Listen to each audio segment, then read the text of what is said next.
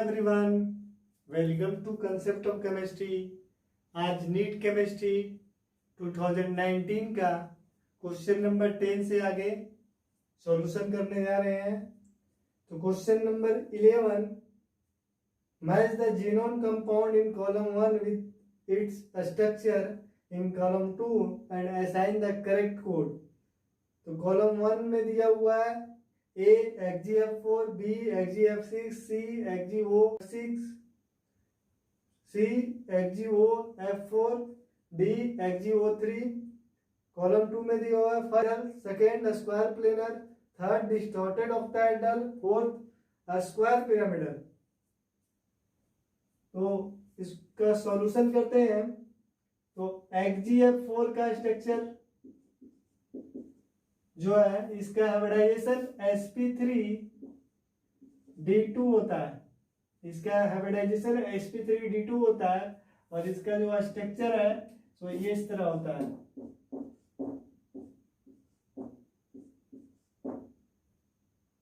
एक lone pair above और एक लोन पेयर अबव और एक नीचे, एक अबव और एक बिलो। तो इसका जो स्ट्रक्चर है वो है स्क्वायर प्लेनर। XgF6 इसका हाइब्रिडाइजेशन sp3d3। इसका जो स्ट्रक्चर है डिस्टॉर्टेड ऑक्टाहेड्रल होता है।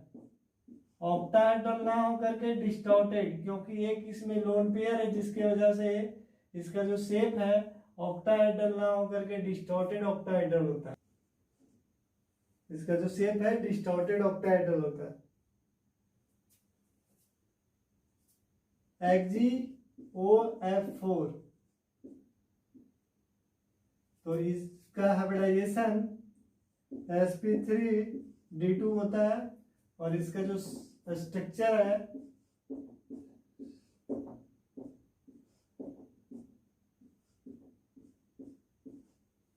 इसका स्ट्रक्चर इस तरह होता है और ये स्क्वायर पिरामिडल है। Square pyramidal.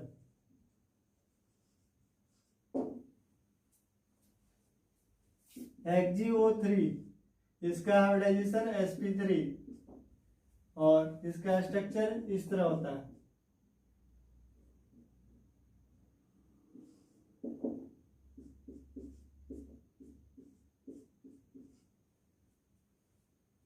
और ये पिरामिडल।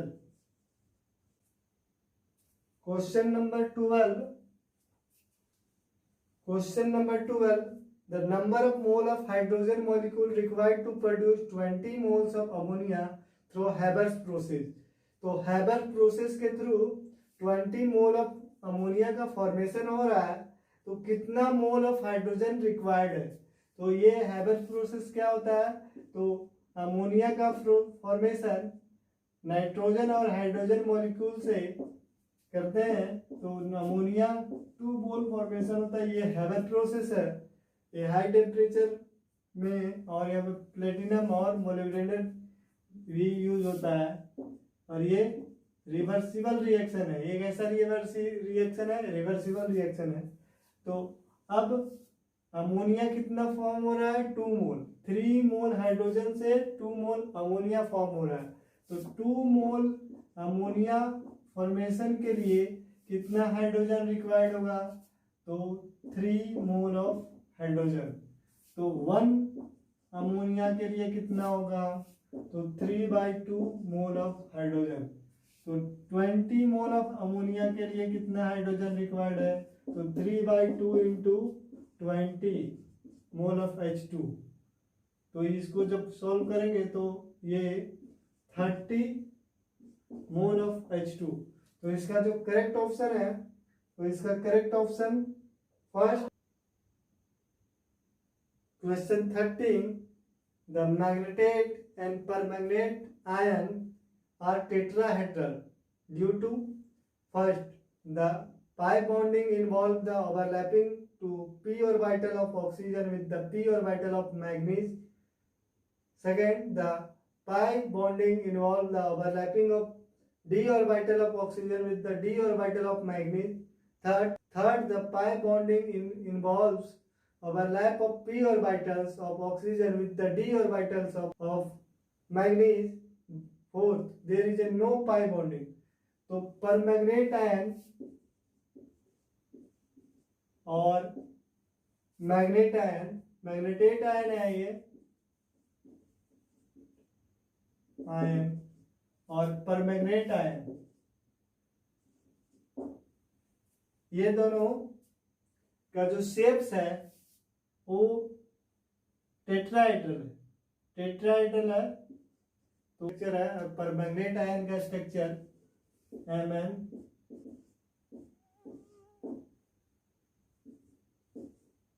इसका जो स्ट्रक्चर है परमैग्नेट आयन का स्ट्रक्चर है और इसका हाइब्रिडाइजेशन sp3 और स्ट्रक्चर टेट्राहेड्रल और इसका भी टेट्राहेड्रल sp3 हाइब्रिडाइजेशन। तो इसमें जो ऑक्सीजन का p ऑर्बिटल और मैग्नीज का d ऑर्बिटल के बीच में ओवरलैपिंग होता है। यहाँ पे जो पाई बॉन्ड का जो फॉर्मेशन हो रहा है ऑक्सीजन का p ऑर्बिटल और मैग्नीज का d ऑर्बिटल से हो रहा है। तो इसका जो करेक्ट ऑप्शन है तो इसका correct option third, the pi bonding involve the overlap of p orbital of oxygen with the d orbital of manganese. Question 14. That utilize ATP in the phosphate transfer require an alkaline earth metal M as cofactor. तो ATP इन phosphate transfer में कौन सा alkaline earth metal cofactor के रूप में use किया जाता है? तो मैग्नीशियम जो है, मैग्नीशियम इसका करेक्ट आंसर होगा मैग्नीशियम।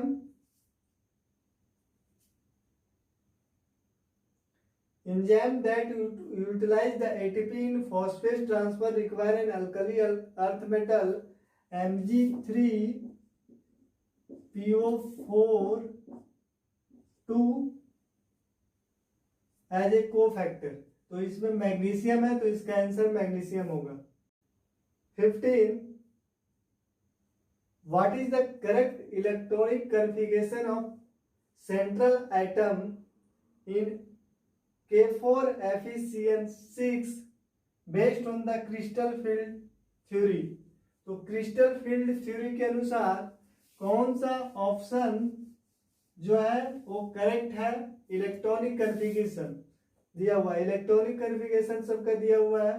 तो फर्स्ट 3T2 सेकेंड दिया हुआ है E4 T2 थर्ड दिया हुआ है T2G4 EG2 फोर्थ दिया हुआ है T2G6 EG0। तो FeCN6 के 4 कॉम्प्लेक्स में इसका ऑक्सीडेशन स्टेट आयरन का निकालते हैं। तो Fe का ऑक्सीडेशन स्टेट निकालते हैं FeCN6-4।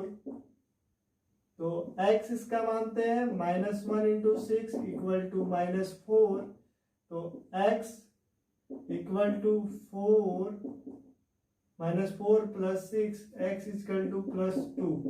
तो Fe का ऑक्सीडेशन स्टेट +2 आया।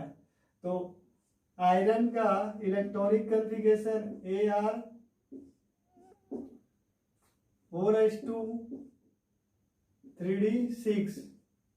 तो Fe2+ का Ar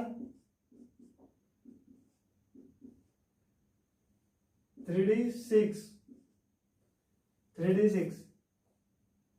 तो कोऑर्डिनेशन नंबर 6 है तो ऑक्टाहेड्रल इसका हाइब्रिडाइजेशन sp3d2 ऑक्टाहेड्रल कॉम्प्लेक्स है तो ऑक्टाहेड्रल में स्प्लिटिंग हो जाता है,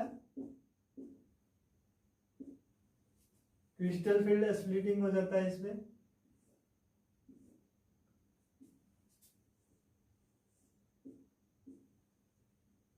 D x y d x z d y Z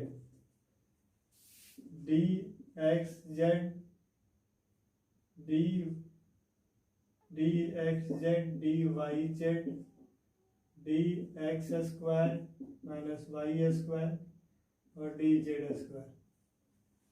यहाँ पे d x square minus y square d z square, ये बैरे सेंटर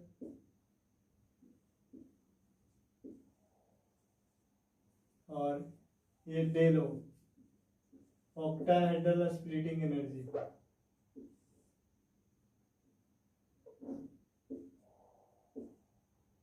ऑक्टाहेड्रल स्प्लिटिंग एनर्जी, तो इस केस में ऑक्टाहेड्रल स्प्लिटिंग एनर्जी ज्यादा है पेयरिंग एनर्जी से, पेयरिंग एनर्जी कम है। और क्योंकि ये CN जो है स्ट्रॉन्ग फील्ड लिगेंड है, तो इसके वजह से इसके बीच में जो गैप है वो बहुत ज्यादा है।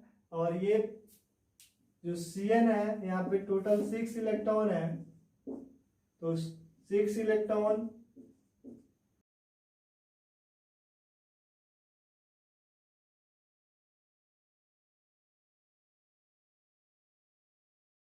the following the one that is not green house gas. तो ऑप्शन दिया हुआ है फर्स्ट ओजोन, दूसरा सल्फर डाइऑक्साइड, तीसरा नाइट्रस ऑक्साइड और फोर्थ मीथेन। तो कौन सा ऐसा है इसमें जो है जो कि ग्रीन हाउस गैस नहीं है? तो major green house gas CO2 है। CO2 जो है मेजर ग्रीन हाउस गैस है। मीथेन, ओजोन, नाइट्रस ऑक्साइड और वाटर वेपर, ये सब ग्रीन हाउस गैसेस है। और ये ग्रीन हाउस गैसेस ओजोन का डिप्लेशन करवाता है और ग्रीन हाउस गैसेस बढ़ने से ग्लोबल वार्मिंग और अर्थ का टेम्परेचर बढ़ता है और melting of glaciers.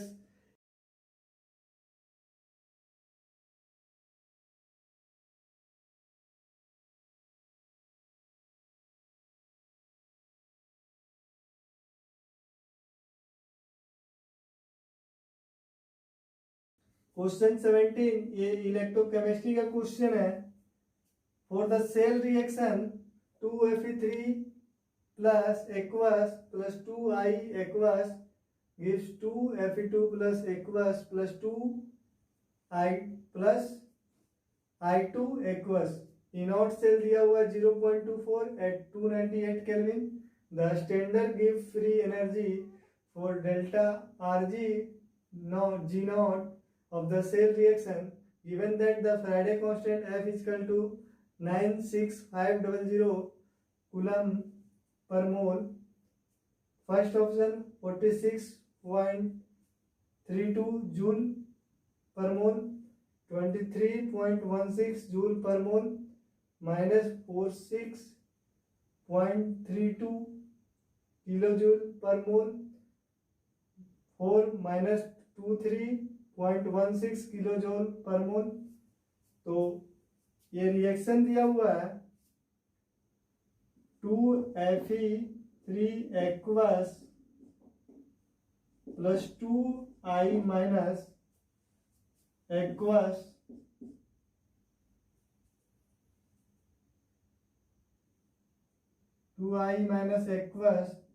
gives 2Fe3 plus aqueous plus I2 aqueous।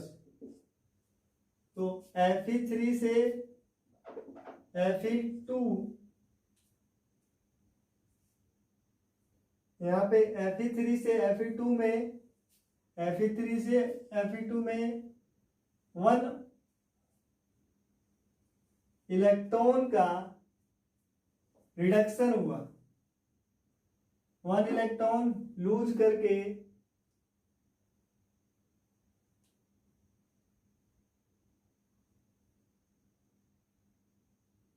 Fe3 से Fe2 में 1 इलेक्ट्रॉन का चेंज हुआ, और यहाँ पे 2 है तो 2 से मल्टीप्लाई करना होगा, तो मेरा डेल्टा जी जो होता है G naught or G equal to होता है एन एफ ई नॉट से, तो एन यहाँ पे एन इक्वल टू 2, तो 2 minus minus n F E naught से 2 into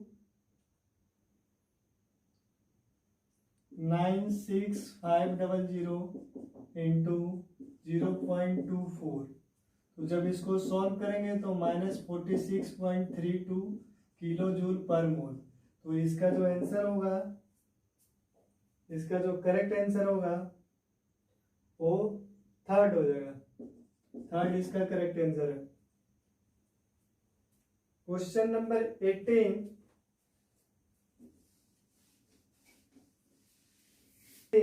which mixture of the solution will lead to the formation of negatively charged colloidal AgI I minus sol. तो इस question में I minus जो है से adsorb हो रहा है AgI में, और ये नेगेटिवली चार्ज कोलाइड का फॉर्मेशन कर रहा है, कोलाइड सोल का फॉर्मेशन कर रहा है। तो जब KI का मात्रा ज्यादा रहेगा, KI का कंसंट्रेशन ज्यादा रहेगा, तभी नेगेटिवली चार्ज कोलाइडल सॉल्यूशन का फॉर्मेशन करेगा। तो फर्स्ट भी नहीं होगा, फर्स्ट में भी इसका कंसंट्रेशन 2 मोल है AgNO3 का, तो इसका ज्यादा है उसका कम है। फर्स्ट वाला में 50 ml ऑफ 2 मोल AgNO3 और 50 ml of 1.5 mole of KI। तो इसमें देखिए 2 मोल AgNO3 है, तो AgNO3 का जो कंसंट्रेशन है वो ज्यादा है, तो इसका फर्स्ट वाला जो है उसमें नहीं होगा। सेकंड में दोनों का बराबर है, तो ये भी नहीं होगा। थर्ड हो सकता है, क्योंकि थर्ड 1 मोलर AgNO3 है और 1.5 KI है, तो थर्ड वाला होगा। Fourth 50 ml of 1 m AgNO3 और 50 ml ऑफ 2 m KI। तो इसमें दोनों ऑप्शन होना चाहिए, लेकिन मोस्ट सुटेबल अगर आंसर देखा जाए तो थर्ड होगा। अगर बहुत ज्यादा KI का कंसंट्रेशन हो जाएगा तो वहां पे कोगुलेशन हो जाएगा और सोल का फॉर्मेशन, नेगेटिवली चार्ज सोल का फॉर्मेशन नहीं होगा। Negatively charge colloidal AgI solution, AgNO3 taken as a limiting reagent and KI taken as a excess, KI को excess में रहना होगा, so the excess I minus adsorb on the AgI for the formation of negatively charged colloidal solution। 19, which one is the malachite from the following? First Fe3O4, second CO3 dot CuOH2, third FeS2, fourth CuOH2। तो malachite magnetite है और CO3 copper carbonate, copper hydrated, ये जो है ये malachite है।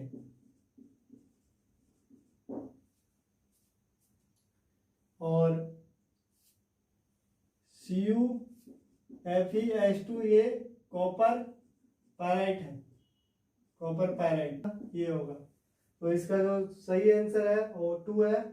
malachite का formula CO3 CuOH2। Question number 20, among the following the narrow spectrum antibiotic। तो ये NCERT एंटीबायोटिक जो टॉपिक है उससे क्वेश्चन है। एंटीबायोटिक दो तरह का होता है, एक ब्रॉड स्पेक्ट्रम एंटीबायोटिक और एक नैरो स्पेक्ट्रम एंटीबायोटिक। तो narrow spectrum antibiotic gram positive bacteria, gram positive और ग्राम नेगेटिव दोनों के लिए एंटीबायोटिक के रूप में यूज लिया जाता है, और जो नैरो स्पेक्ट्रम है वो सिर्फ किसी एक के लिए। तो इसमें जो पेनिसिलिन जी है, पेनिसिलिन जी जो है ये नैरो स्पेक्ट्रम एंटीबायोटिक है। नैरो स्पेक्ट्रम एंटीबायोटिक कौन है? Penicillin G.